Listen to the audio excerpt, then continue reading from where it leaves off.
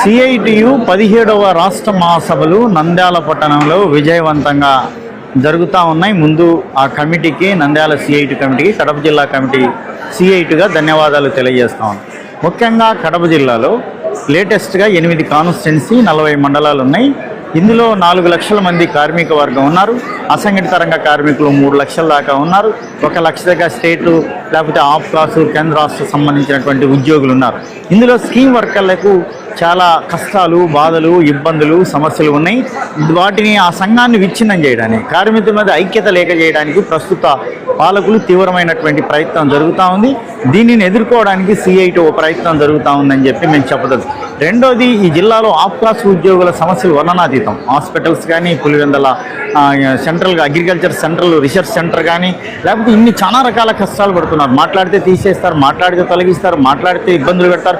ఇట్లాంటి పరిస్థితుల్లో పెద్ద పోరాటం చేసి ఈ జిల్లాలో, కడప జిల్లాలో 100 మందిని కార్మికులను పెట్టించినటువంటి చరిత్ర సిఐటికు